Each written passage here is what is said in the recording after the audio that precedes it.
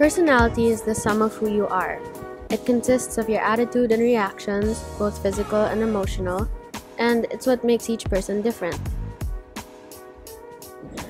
There are four main theories of personality, which are the psychodynamic perspective, the behaviorist perspective, the humanistic perspective, and the trait perspective. The psychodynamic perspective began with the work of Sigmund Freud. It analyzes how personality is developed from the unconscious mind, and it focuses on biological factors. The behaviorist perspective, on the other hand, focuses on the role of environmental factors that affect behavior. The humanistic perspective goes against the psychoanalytic and behaviorist perspectives. This perspective focuses on a person's experiences and choices in the development of personality. And lastly, the trait perspective differs from the other three perspectives as it seeks out the characteristics. Maslow and Rogers believe that human beings always strive to fulfill their innate capacities and capabilities and to become everything that their genetic potential will allow them to become. Self-actualizing tendency is the striving for fulfillment. Self-concept, which is a perspective by Carl Rogers, is an important tool in human self-actualization.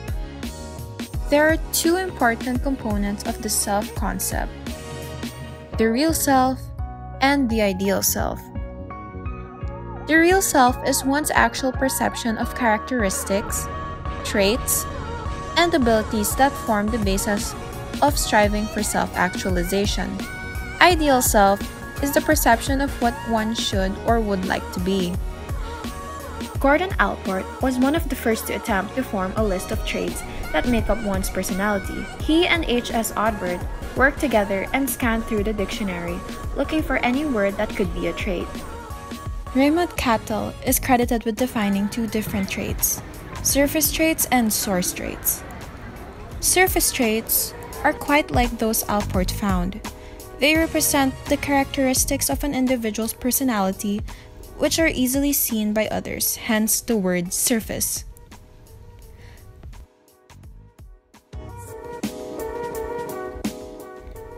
Source traits, on the other hand, are traits that are more basic and underlie the surface traits.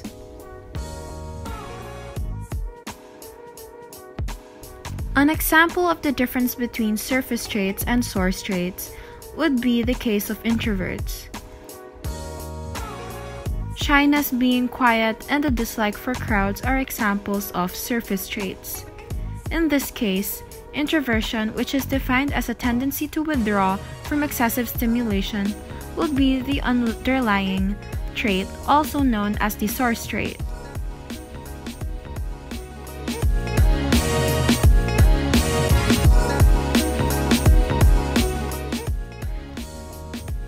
Factor analysis is a statistical technique that groups numerical data according to commonalities.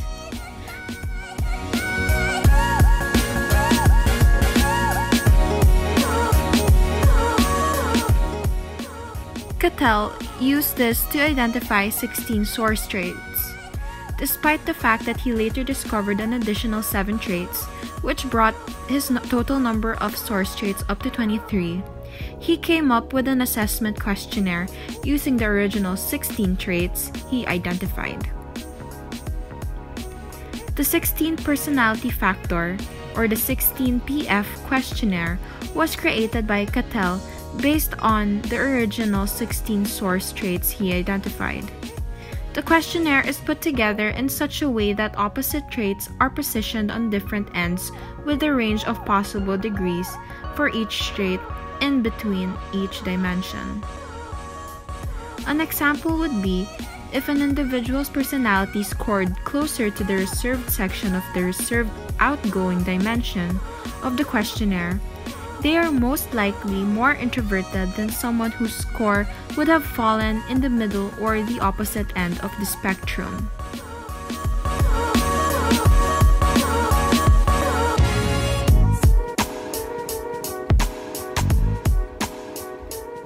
The Big Five originally had 16 factors.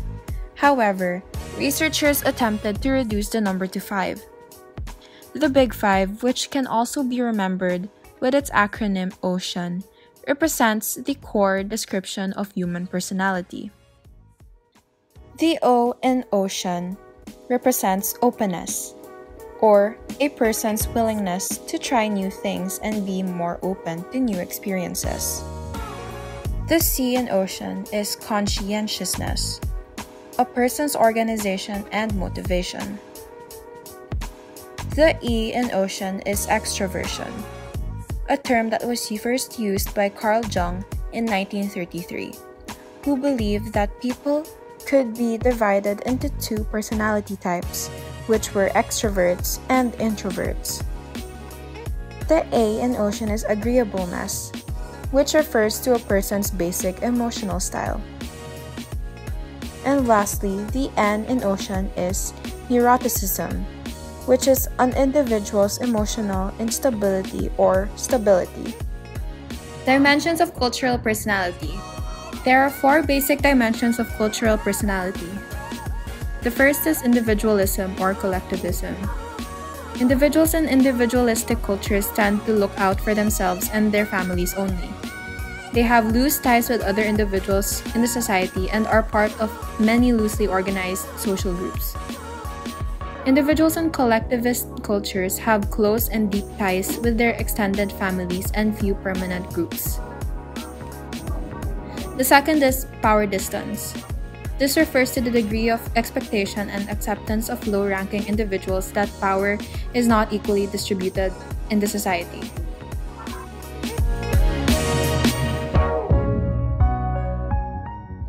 The third is masculinity and femininity. Masculine cultures are assertive and competitive, while feminine cultures are more modest and caring. In masculine cultures, the females are not as assertive and competitive as men, while in feminine cultures, the males and females share almost the same values. The last is uncertainty avoidance. Cultures that do not tolerate uncertainty have strict rules and are not open to different opinions. They tend to lean to only one truth.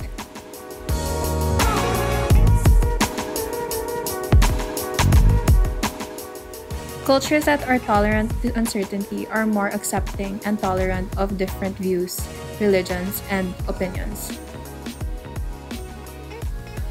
There are different methods for assessing and measuring personality. The first is interviews. An interview is when the therapist asks questions and notes down the answers in a survey process. When psychologists interview clients, clients must report on their innermost feelings, urges, and concerns, all things that only they can directly know. Another assessment of personality is projective tests. Projective tests use ambiguous visual stimuli where psychoanalysts would ask their client what they could see. One projective test is the Rorschach ink blot test. People being tested are asked to look at each ink blot and simply say whatever it might look like to them. Another projective test is the draw a person or house tree person, in which the client is asked to draw the named items. A problem of projective tests is that they're very subjective in nature. Interpreting the answers of the clients is almost an art. It is certainly not a science and it is not known for its accuracy. Problems lie in the areas of reliability and validity. Another assessment of personality is the behavioral assessments. A preferred method for a behaviorist would be to watch the behavior of a person unfold in the real world. Behaviorists would assume that the personality of a person is learned through the stimuli from the environment. Direct observation is when the psychologist watches the client engaging in ordinary, everyday behavior, for example, in the natural setting of home, school, or workplace.